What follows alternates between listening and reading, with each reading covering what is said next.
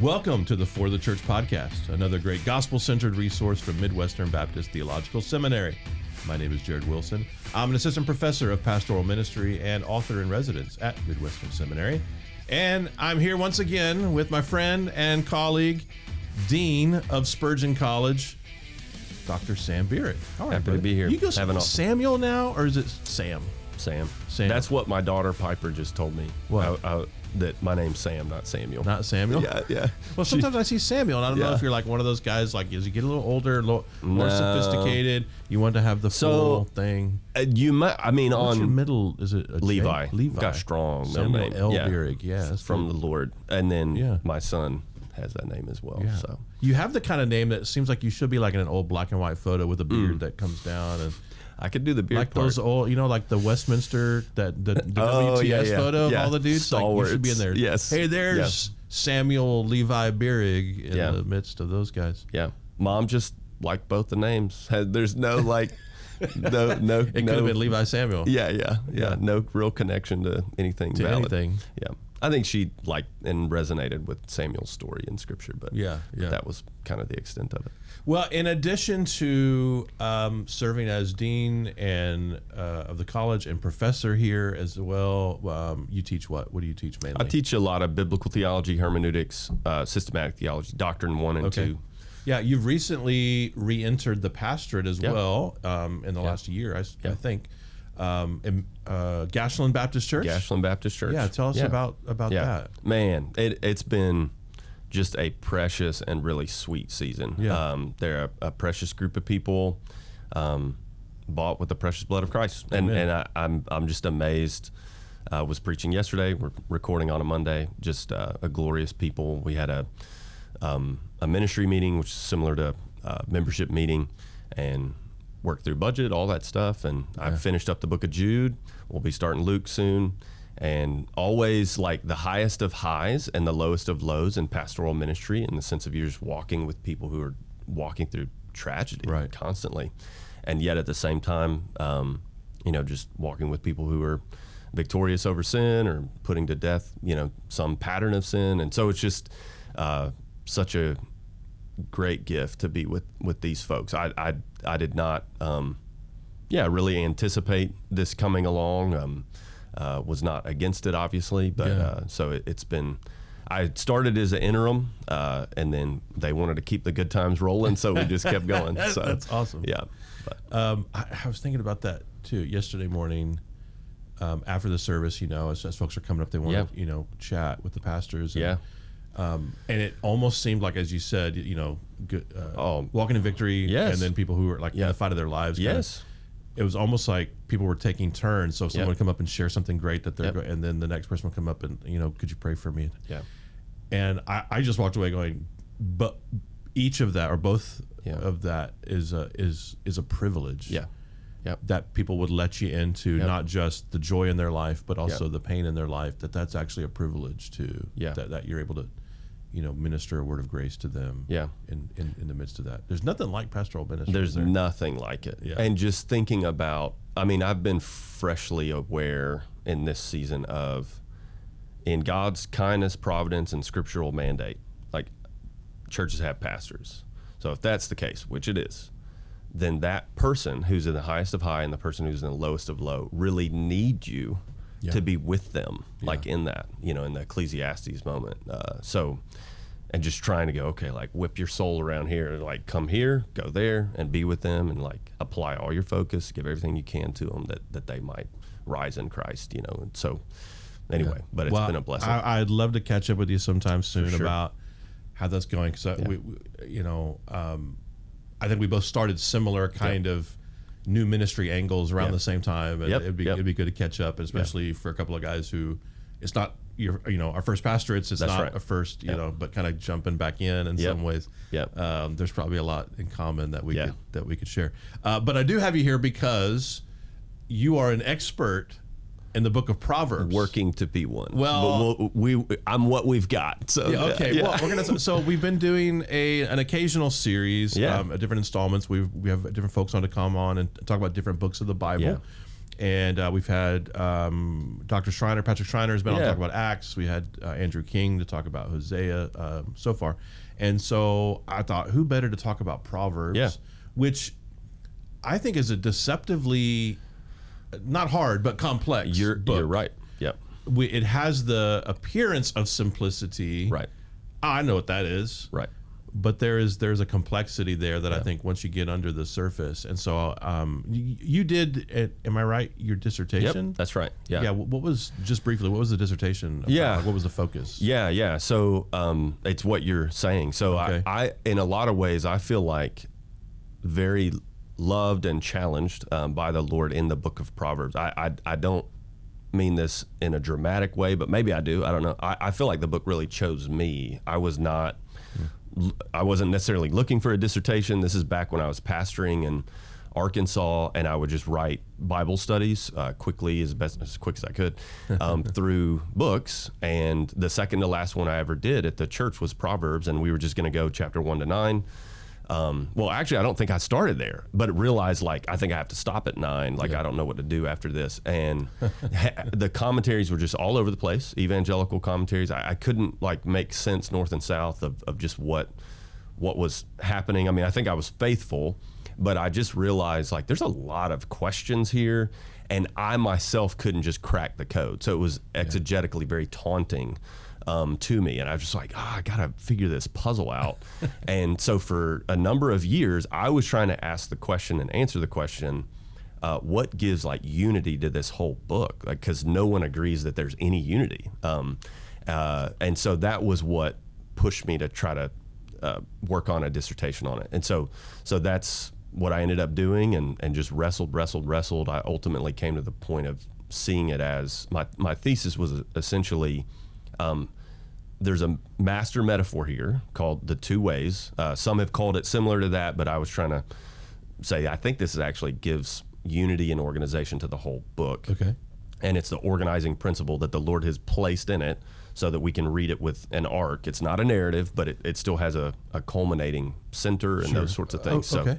So the two ways at any given spot, any given proverb, any given section, you can find your way over to, like, this is overarchingly what he's trying to do. He's and trying is it wisdom folly, or what? So that would be a great example. Okay. I think the two ways actually explains that. Whereas you could stop shorter than the two ways and say, okay, I know what the center is. It's actually wisdom and folly. And I'm like, I think there's the metaphor that to me works the best is thinking about the Mississippi River. Okay. So the Mississippi River being the two ways metaphor, like everything feeds into that one idea, but sometimes you're coming from the Arkansas, the Ohio, or some unknown tributary that me and you couldn't name right now, that's just feeding into that. So any individual proverb or section is going to contribute to that idea, but the subjects, the topics, are going to be money, speech, marriage, something like that. Yeah. But then there's larger categories, maybe like the Arkansas River or the Ohio, that are like wisdom or wisdom folly,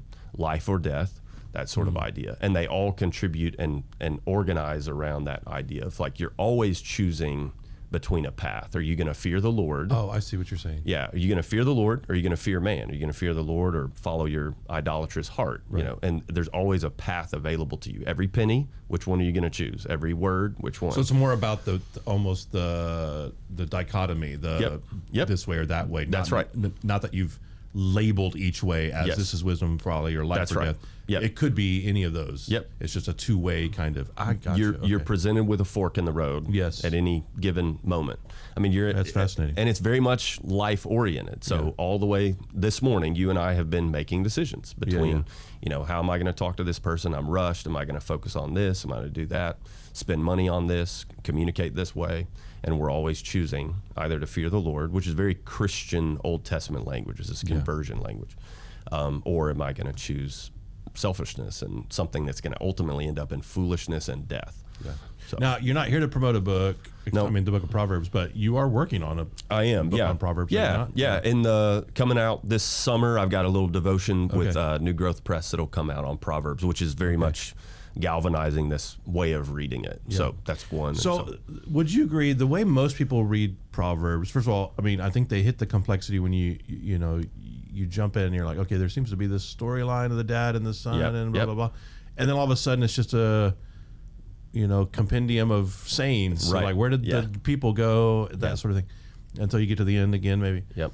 But I think also we have a tendency, a lot of people do, to read the Proverbs as one genre. Yeah. When maybe we should think about it as another genre. What makes Proverbs so difficult beyond what we've already talked about? Yeah, I think I'll mention two. The number one is it's what it seems like when you just pop into chapter 10 to 29 somewhere. So there is independence to each individual proverb, and they stand alone. And we tend to try to grab that out and go, okay, this is what this means, and this is, an apple a day keeps a doctor away kind of thing. And it was like, okay, and it becomes very sub-Christian all of a sudden. It's like Farmer's Almanac. Yeah, and it's Benjamin Franklin's. That's right. So reading it in a way that doesn't recognize it's a part of the rest of the Bible, and also just a part of the rest of Proverbs, is that this isn't by itself. Everyone's favorite proverb, right? A woman without discretion is like a gold ring a pig with a gold ring in its snout, right? Yeah. What does that have to do? It's like, what is that? Well, he's actually talking about fearing the Lord. And so this isn't by itself. It's actually going to speak to women, men, all ages, and say, okay, if I'm a woman, I definitely don't want to be that kind of woman. If I'm a dad, I don't want to raise a woman like that, right? Yeah.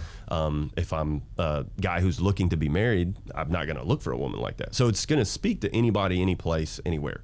But it needs to be read in light of the rest of that book of Proverbs, as well as Proverbs is the fear of the Lord is coming from the Torah on into what Solomon is doing as he's preparing these sons for their roles, in government, some of which are going to be kings, Rehoboam. And I think he knows these guys are going to need application, especially for the Torah, of like, how do you carry out the law and actually pursue justice and mercy as a leader specifically. So it's a king's manual. Okay. All you kings out there. Yeah. So, you dropped it. Yeah. Do we tend to read, I think we do, the Proverbs as little laws? Yeah.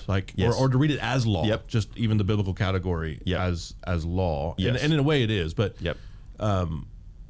Then we struggle when we get to, for instance, Proverbs 26, verses 4 and 5, right? I forget which verse is which, but don't answer a fool according to his folly, and then the very next verse, or vice versa, answer a fool according to his folly. Well, which is it? How do I know? Should I answer the fool or should I not answer the fool? Help us understand Proverbs as a category or as a genre. So you looped me back. The second issue is moralizing it, right? It's just like the genre itself. If you isolate one, is a problem in reading. The second is just moralizing it, where this is just a chance for me to bootstrap myself. Yeah. So it becomes very un-Christ-centered, right? So that grouping, those two back to back, are a great example of why he's trying to grow us in wisdom and saying it depends on the moment, actually. Right. So the joke I like to say is 100% of the time, Proverbs is 90% right. It's always going to be, there's always this loop of okay, it may not exactly work that way in this setting. So in some and that coupling of Proverbs for me is super helpful. I think about it all the time of just, is this a moment where I rebuke this guy or rebuke this person and they are being a fool and they need to actually be crumbled in that? Or is it the opposite? I just need to ignore this. They're going to grow out of it. They're 11 years old and it's going to be fine. Don't worry about it. Because both could be right. And it does literally 11 or I'm just imagining.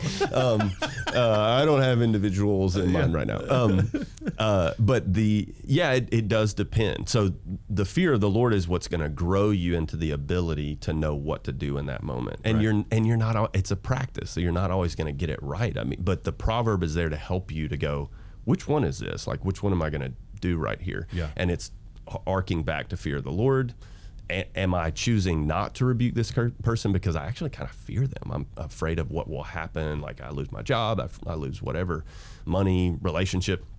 And really, maybe you should. It's time to actually throw caution to the wind, fear the Lord, and rebuke this person and try to help them, love them? Yeah. Or is it like, nah, just let it go? And to do something is actually just to fear yourself, not God. And I'm just really angry right now and I want to rebuke this person. So, that's a great example of how, but you can moralize them and recognize that I could do this on my own. And I'm just going to go on my own. Or is it, I'm walking in the fear of the Lord and Christ is seeking to save me even now, save this person, bring them closer to himself. And so walking with a very Christological viewpoint, even of the book of Proverbs. So. Yeah. I the wisdom books are there, we could say, to help us not be stupid. Yeah. I mean, that's sure. They do help us see absolutely how not to be stupid. At the same time, wisdom is not intellectualism. Yeah. It's not the same as certainly book smarts, right? So, as you mentioned, there's context, there's circumstance. So right. wisdom is more about spiritual aptitude than it is about intellect. Right. You can be a really sharp academic guy and be really foolish. Amazingly and maybe on a given day, you know what I mean? Like you could just make a foolish decision. Yeah. And you can be uneducated or right. a non-academic and be really wise, right. In the eyes of the Lord. So there's more, I know the word nuance isn't blessed and highly favored today, but sure. there's a nuance to it. That's right. There's, or maybe we should just say discernment. Right. There's a discernment to it. So for someone to come along, for instance, Proverbs 22:6, and train up a child in the way that he should go, and when he is old, he will not depart from it. If we read that like a formula, right, or we read that like an inviolable law, we know plenty of people who raised up children the way that they should go, right, and they did depart from it. Right. It would lead us to a kind of despair, right, of like, oh, is God's word not true? Right. Or even just, oh, what did I get wrong? A kind of anxiety about, I did the best I could. How could I? Yeah. So, that verse or others, how should we think about them in terms of wisdom? Yeah. If not a moralistic, formula. Yeah. Yeah. So that one's a tough verse actually, because it's kind of hard. It's actually quite difficult to translate it really well. Okay. Probably the meaning that's coming off of it, which doesn't come over in our English translation super well so far. Okay. But the meaning is more so a child is going to end up doing what they've done, right? So they're sort of you set them on a path, and that is their path, and they end up kind of staying in that one. So it doesn't ultimately not apply in the way that we read it, but it has been, I think, it's been the cause, as you've said, to if people use it as a command, do not murder. It's about child raising. That's right. If you have family worship every night, you take them to church every Sunday, and you do all the quote unquote right things, your kids are going to grow up believers in Jesus. Yeah. And we all know that life is not black and white like that, right? I mean, I cannot control the belief of my child. Yeah. You do hope. Yep. And maybe 9 times out of 10. That's right.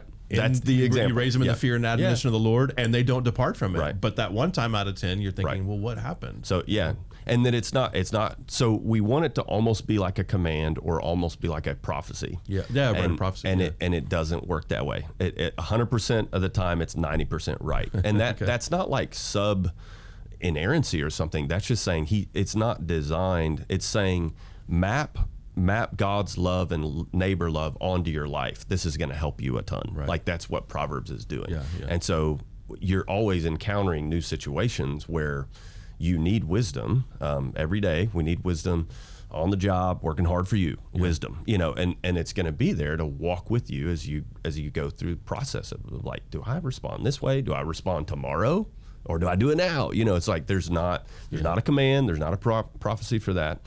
We're told to love our neighbor. We're told to love the Lord. And so Solomon goes about giving us some new categories to go, actually, think about it this way. And he's going to build out your ability to apply the scriptures and to love your neighbor in the process of that. So he's just giving you that over and over and over again. Whereas for a parent, tragically so, it's been my experience of them clinging to that verse and saying, I know that they will return, and they may. I hope they do, but it's not designed to be a prophecy for you, and so it's more designed to go, hey, care for your children, pray like crazy, I think you actually said one time, there's a reason why, you may not even remember this, but it was years ago, you said it, there's a reason why young pastors write books on child rearing and older pastors write books on prayer, and I think that's maybe what we should do with it, is just like we pray like crazy, love our children,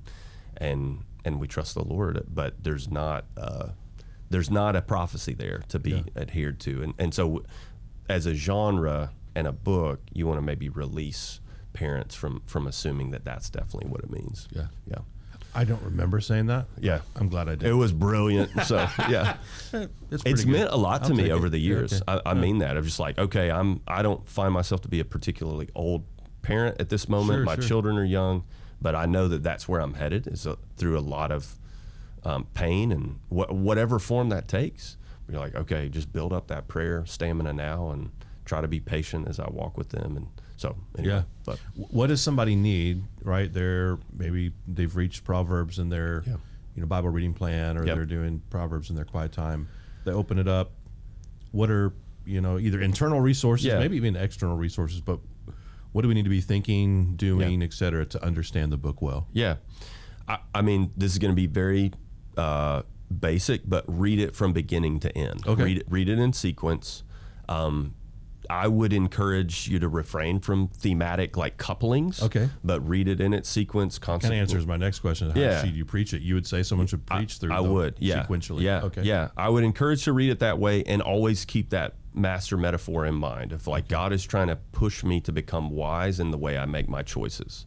So fearing him, loving him, trusting that the Lord is intending to save me from my sins at any given moment. Sanctification literature. So reading it sequentially allows you to go, this is actually kind of how life comes at me. Is one moment I'm making a financial decision, the next moment I'm having a difficult conversation with someone that I work with, and then when I come home, I'm going on a date with my wife, and that's supposed to be a glorious moment, and that's how life is. Yeah. And so when you're reading it in sequence, it kind of allows for you to build up your stamina to go, I'm not going to just isolate this one. But at the same time, I would also encourage, the Lord's going to reach down to you the same as you're in Ephesians or Mark or whatever.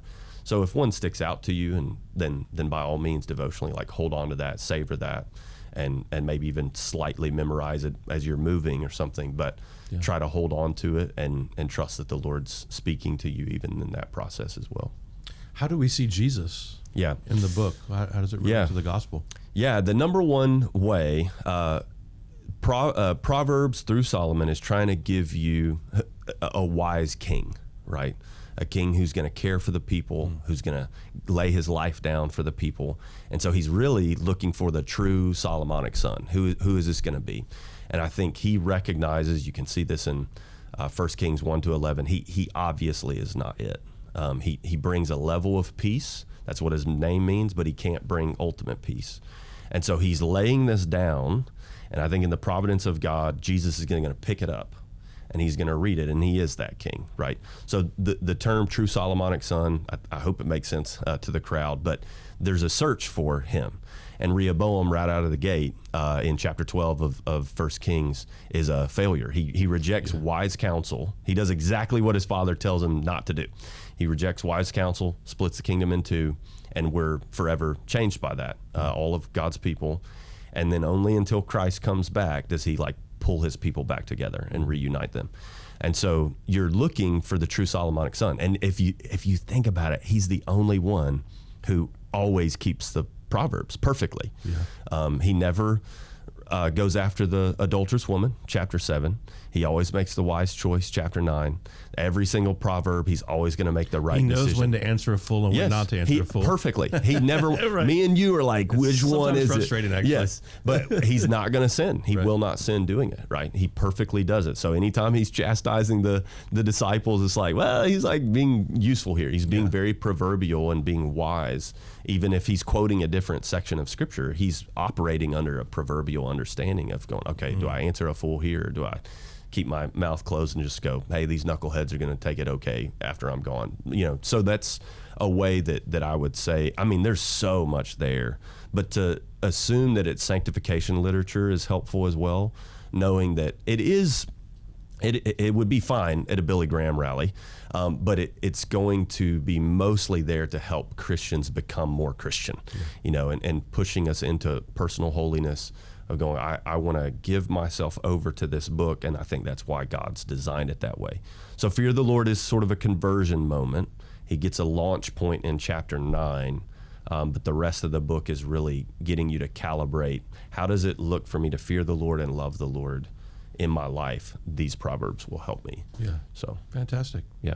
We'll have to have you back sometime to talk about your thoughts on Billy Graham and the Billy Graham rallies. Yeah. No, it's okay. I remember, I'm not going to recount, but it's just like what was said. But it was 10 years ago. I think. It's 10 years ago. When I was interviewing, and I was just a fly on the wall for a fascinating conversation between you and former VP Charles Smith. That's right. It was a legacy of Billy Graham. It was a great conversation. It was a very enlivening. If you want my view, it's just Ian Murray. You can just look there. So I wasn't trying to go either way. I was just saying it was an enlivening discussion. And this has been an enlivening discussion as well. Thank you, brother, for coming on to talk about Proverbs with us. Absolutely.